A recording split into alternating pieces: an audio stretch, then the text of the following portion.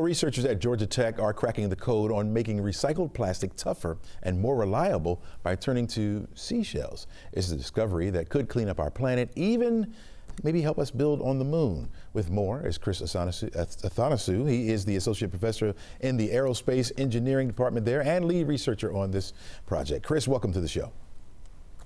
Thanks for having me. All right, what led to this sort of discovery?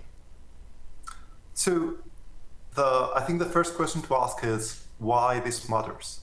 So did you know that so far at this point we're able to recycle less than 10% of the plastic that is annually produced? Mm-hmm. And we're talking about billions of tons of plastic annually produced. We have 10% that is being recycled. So we're thinking, how can we improve this? How can we push this envelope? And this is where it all started.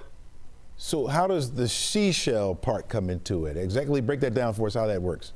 Mm-hmm. So that's an excellent question. One of the biggest barriers, one of the biggest challenges, scientific and technological challenges to recycle plastic materials is actually the fact that they have a lot of uncertainty in their performance and their behavior. And this is because materials are being used before, so they have history. Now we take those materials with this certain history and we recycle them. They have unpredictable behavior. So this is the technological challenge. And we were trying to think, what would be the key to solve this big problem? So we looked into nature. Sea cells, right? Mm-hmm. You can have sea cells in the US, in Europe, in Asia. Mm-hmm. Yet they are all very tough and strong materials. But if we had a special microscope and we were able to look on the material itself, the material is not anything, it has nothing spectacular itself. But there is some architecture that allows the material to be so tough and strong. Mm. So in the construction world, you can think of it like you have bricks and mortar, mm-hmm. and together they can make a robust structure. And this is where basically we started getting inspired, and we thought, what about the bricks being recycled materials and the mortar mm-hmm. being something like a glue that puts together the recycled materials? Mm. By doing so, we found that we can create robust structures. Did anything surprise you when you found out how seashell structure held up under so well under pressure? Yeah, that was an amazing fundamental understanding. Mm-hmm. This happened about 20 years ago. The fact that sea cells are so strong and tough, so there's been a lot of researchers in the US and around the world that have been looking into this, and we're the first to apply this concept for recycled plastics. Mm.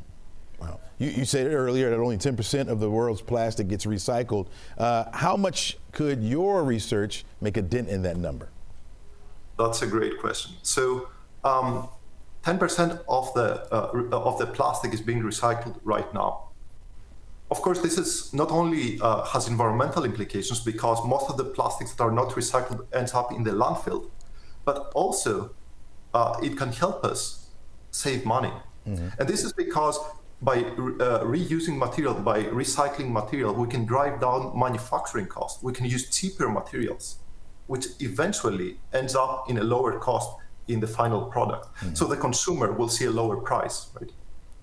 So for those with our technology, we cannot yet put a number on how far we can push this 10%. Uh-huh. We dream that we can go more than twice or 3 times this, but this is work under development. Yeah. So for the average everyday consumer right here in Atlanta, what does that mean for the kind of package or plastic goods that you see on the shelves?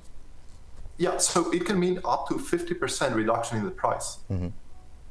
So we targeted so we created the concept, and the first application we thought about applying this concept is plastic wrap stretch material. So the one that you use to package your food or your drinks. Mm. So this is a material that is widely used in our everyday lives. Tons of materials of plastic like this is being used and is thrown away. So we thought, why don't we use for a packaging application our new concept? Mm-hmm. And based on the calculations that we did, if we were to apply this and scale this, we would drop the price by 50% in the packaging of our materials. All right. Christos Athanasiou, thanks so much for joining us. Really appreciate it. And hope it works. Want to save that money and better the planet.